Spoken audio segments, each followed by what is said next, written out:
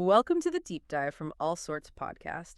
Ever feel that buzz when you stumble upon a hidden story, something from history that just clicks and changes how you see things? That's exactly what we love doing here. We try to unlock those really fascinating corners of the past, of science, all sorts of things, looking for insights you might not easily find elsewhere. And before we jump into today's story, a huge thank you is in order for our fantastic subscribers. Seriously, your support keeps this whole journey going. If you're new here, welcome. We really hope you'll check out our library of deep dives over on YouTube. There's a ton of stuff there.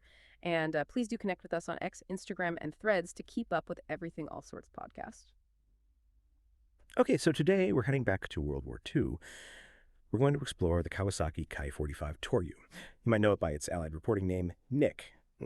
It's a Japanese twin-engine fighter, and its story is, well, it's full of twists, turns, challenges, and some pretty surprising successes. We've gone through the sources to pull out the really compelling bits for you, the hidden details. Our mission really is to uncover the true story of this aircraft, a machine that had to constantly adapt and redefine itself. Yeah, the Ki-45 is such a great example of that.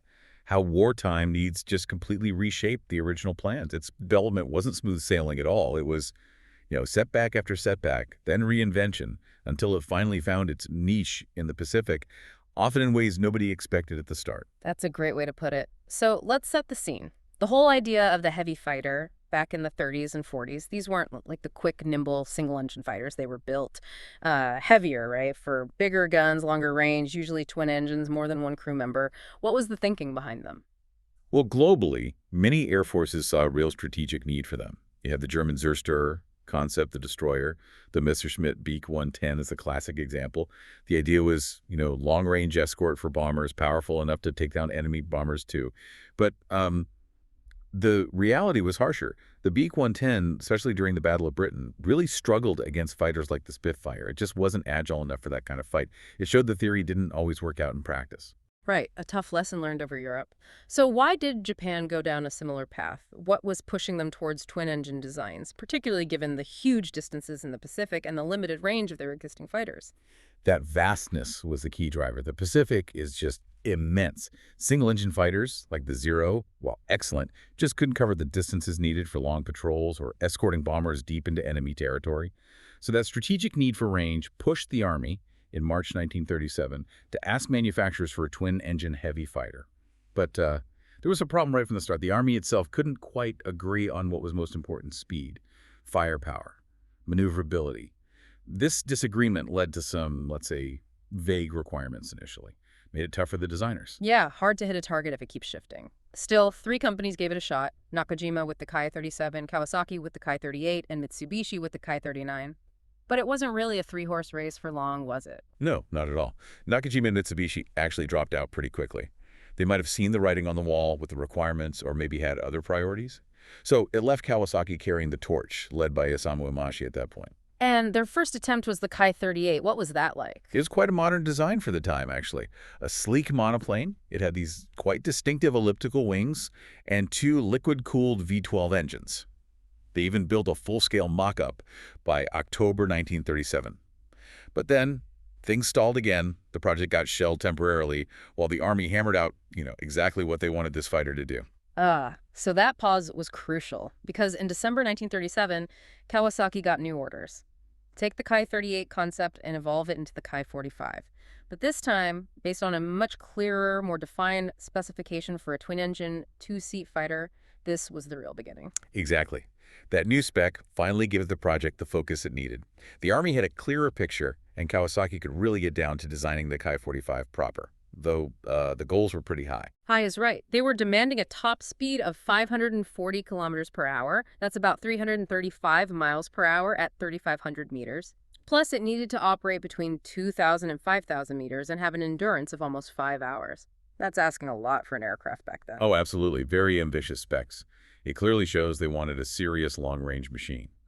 Takeo Doi took charge of the design team in early 1938, and by January 1939, the first prototype, the Army Experimental Ki-45, rolled out of the Gifu plant. Okay, so describe this first prototype. What was under the hood and what could it shoot? Right. It had 2 Nakajima Ha-20B radial engines, putting out about 820 horsepower each. These were basically Japanese-built versions of the British Bristol Mercury engine. Armament was decent on paper: 2 7.7 millimeter machine guns in the nose, a pretty heavy-hitting 20mm HO-3 cannon underneath, and a flexible 7.7 mil gun in the back for defense. Sounds promising, but I get the feeling those first flights weren't exactly smooth. What went wrong? He said correctly. Yeah, the early tests revealed a whole host of problems. The engines, they just weren't delivering the promised power. The landing gear, which was manually retracted, was apparently a real headache. And crucially, the engine nacelles, the big housings around the engines, were just too bulky. They created enormous aerodynamic drag, which hammered the performance. And worse, it led to this dangerous issue called nacelle stall. Nacelle stall. Sounds technical and bad. Can you explain that? What does that mean for the plane's stability? Sure. So nacelle stall is when the airflow over the wing, right where it meets the engine housing, separates. It breaks away prematurely. This basically causes a localized loss of lift around the engine area. It can make the aircraft really unstable, difficult to control, especially when maneuvering or flying slower. Yeah. A huge problem for a fighter. Okay, definitely a major flaw. So Kawasaki didn't give up. How did they try to fix these aerodynamic and engine issues in the next prototypes? They really dug in. They tried tighter engine cowlings, hoping to smooth the airflow. They added propeller spinners for the same reason. The third prototype even got something called ducted spinners, meant to improve engine cooling, and crucially, an electrically operated landing gear, which was much more reliable.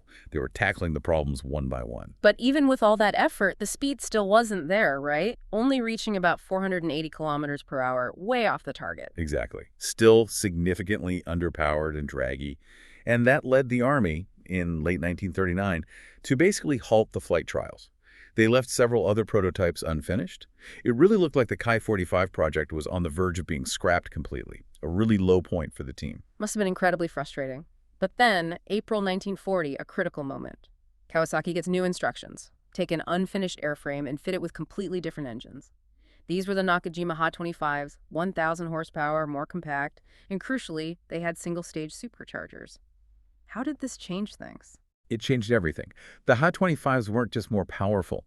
Being more compact allowed a total redesign of those problematic nacelles. They introduced sleek, efficient NACA-style nacelles based on proven American aerodynamic designs and smaller spinners. This drastically cut down the drag.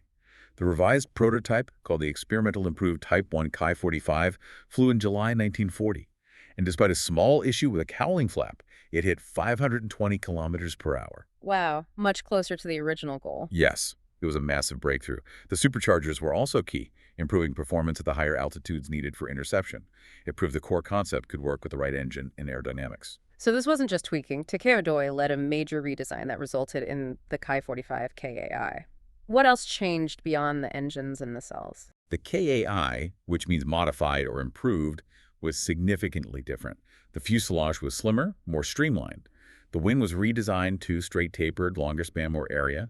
All of this improved lift and handling. The new nacelles were mounted lower and were smaller diameter, again, all about reducing drag. And the armament got a serious upgrade. Two heavy 12.7mm Type 1 machine guns replaced the rifle-caliber ones in the nose. The rear gunner got a 7.9mm Type 98, and importantly, they added a modern reflector gun sight for the pilot. Much better for aiming. Okay, so a much more refined, potent package. Definitely. These changes were approved in October 1940. The first proper Ki-45 KAI prototype flew in May 1941. And this, finally, is the plane that gets the official name. Army Type 2 two-seat fighter model, a Toryu Dragon Killer. It hits mass production late 41, and the Allies dub it Nick. The Dragon Killer was ready. After a very long and difficult birth, yes. It shows incredible perseverance by Kawasaki. So, how did the Dragon Killer do in actual combat? The 5th Sentai got them first in August 42, but the 21st in Burma and 16th in China saw the first action around October-November. Did it work as a long-range escort? Sadly, no, not really. Just like the BF-110, when it went up against agile single-engine fighters like the American P-40 Warhawks over places like Guilin and Hanoi, it struggled. It just wasn't maneuverable enough for that kind of close-in dogfight, the initial intended role. Kind of a failure, echoing lessons learned elsewhere. Right, that familiar heavy fighter problem. But the story doesn't end there. It seems the Ki-45 found its true purpose elsewhere. How did it adapt? It adapted remarkably well, actually. Its heavy armament and robust construction, including better fuel tank protection than earlier fighters, made it really suitable for other jobs. It got shifted into interception, ground attack, and anti-shipping roles. It was apparently quite effective against U.S. Navy PT boats down in New Guinea, and it could definitely hurt bombers like the B-24 Liberator. And what's really fascinating is the field modifications. The crews themselves started tinkering. Oh, like what? Well, the most famous one was removing the fuel tank behind the pilot and rigging up two 12.7mm machine guns to fire upwards at an oblique angle. Firing upwards. Wow. Yeah. It allowed them to attack bombers from underneath, from their blind spot where defensive armament was usually weaker. A really clever bottom-up innovation driven by the pilots and ground crews facing the reality of combat. That's incredible ingenuity. And that idea obviously caught on, leading to the dedicated night fighter, the Ki-45 Ka Ike. Exactly. The Ka Ike version standardized this concept. It kept the reliable HA-102 engines, which were derived from the HA-25s, and packed a serious punch for night interception. It typically had a semi-automatic 37mm cannon, a huge shell in the ventral position, firing forward. And then it had those upward-firing guns, initially the 12.7s, later often upgraded to two 20mm Ho-5 cannons, a very potent combination for attacking bombers in the dark. Sounds like a real B-29 killer setup. But there was a major Achilles heel for a night fighter, wasn't there? Radar. Absolutely. The KAI even had a modified pointed nose designed to eventually house radar. But Japanese radar development, and crucially production, was way behind the Allies. So despite the intention, almost all Ki-45 Ka-Ikes flew without radar. I think only one was ever experimentally fitted with centimetric radar. Yet they still built 477 of these essentially radarless night fighters. That's astonishing, flying night intercepts without radar. It speaks volumes about how desperate the situation was for Japan's home defense. They needed something up there, even if it relied purely on visual sighting and maybe ground control guidance.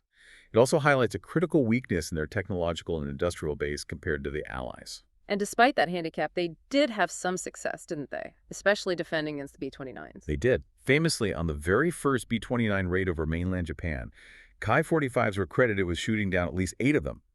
Units like the 4th, 5th, 53rd Sentai and others were heavily involved in trying to counter the B-29s, especially when the Americans switched to lower altitude night raids. But taking on superfortresses at 10,000 meters, that must have been incredibly difficult, even with the upward-firing guns. Extremely difficult. The Ki-45 struggled at those altitudes. Its performance ceiling wasn't really high enough to effectively engage the B-29s consistently up there. This sometimes led to pilots resorting to ramming attacks out of sheer desperation, a truly grim indicator of the odds they faced. The Ki-45 was also used in kamikaze missions later in the war, like the attack that crippled the USS Dickerson destroyer escort in April 1945. A tragic end for many pilots and planes, so by spring 45, its frontline days were numbered. Pretty much. Newer, superior American fighters, both carrier-based like the Hellcat and Corsair, and land-based escorts like the P-51 Mustang, simply outclassed it. The last main production version was the Ki-45 Ka-8, a ground attack or anti-shipping variant. And there was that wild experiment with a massive 75mm anti-tank cannon fitted, which, unsurprisingly, didn't work out. A 75mm cannon on a fighter? Wow. So even as the Ki-45 was fighting its final battles, Doi's team was already planning the next generation, the Ki-45-2. Yes. Development started back in August 1942. The Ki-45-2 was planned with much more powerful Mitsubishi HA-112 engines, around 1,500 horsepower, and a redesigned airframe, aiming for better performance, especially at altitude. But then, another twist. Right. In December 42, the Army changed its mind again. They told Kawasaki to turn the Ki-45-2 project into a single-seat fighter, redesignating it the Ki-96. Prototypes were built and actually showed excellent performance. But then, believe it or not, the Army changed tack again, deciding they didn't want a single-seat, twin-engine heavy fighter after all. Unbelievable. So the Ki-96 just started. It remained a prototype. The whole concept was dropped, and development shifted towards what would become the two-seat Ki-102. It's just another example of how wartime priorities could fluctuate wildly, leaving promising designs undeveloped. The Ki-45's family tree really is full of detours, but the Ki-45 itself had one last unexpected chapter after the war ended, didn't it? It did. This is quite unusual. 3 captured Ki-45s ended up being used by the Communist Chinese forces. They actually flew combat missions in the late 1940s, maybe even into the early 1950s during the Chinese Civil War or shortly after. It's one of the rare cases of captured Japanese aircraft seeing operational use post-war. Fascinating epilogue. And in total, around 1,700 Ki-45s were built. Approximately, yes. About 1,700 units across all variants. And amazingly, a piece of one still exists. The fuselage of a Ki-45 Ka serial number 4268 survived the war. It was shipped to the U.S. in 1946, and today you can see it on display at the Stephen F. Udvar-Hazy Theater, part of the Smithsonian National Air and Space Museum near Washington, D.C. Incredible, a tangible link right back to this complex, challenging history. Exactly. It's a physical reminder of the aircraft, the crews, the designers, and that whole tumultuous period. What a journey. The Kawasaki Ki-45 Toryu. Its story is so much more than just specs and dates, isn't it? It's about adaptation, resilience, finding strength in unexpected ways. From that really difficult start, almost canceled, to becoming this adaptable dragon killer, especially as a night fighter. It really shows how wartime pressure forces innovation and sometimes pushes designs into roles they were never meant for. It underscores that unpredictable nature of development and how ingenuity, sometimes even desperation, can lead to surprising effectiveness. Absolutely. Well, as we wrap up this deep dive, just remember that stories like the K-45s, full of struggle and ingenuity, are everywhere. If exploring this piece of aviation history sparked your curiosity, think about all the other amazing stories waiting in the All Sorts podcast vault. Help us keep uncovering them. If you enjoyed this, please hit that like button. Maybe share it with someone who'd find it interesting, and definitely subscribe to the All Sorts podcast right here on YouTube. Your support. It's honestly the fuel that lets us explore these fascinating topics. And to our amazing subscribers who are already with us, thank you so much. Your dedication really does drive our passion for finding these hidden gems. To stay in the loop, get behind-the-scenes info, and never miss our next adventure, please follow us on X, Instagram, and Threads too. You know, thinking about the Ki-45 evolving from that flawed escort into a pretty formidable, even radarless night defender, it really makes you think. Maybe true strength isn't about getting it perfect right away, but about that relentless ability to adapt, to change, to redefine your purpose when facing tough odds. Something to ponder. Until next time, keep exploring, keep asking questions, and keep those minds wide open.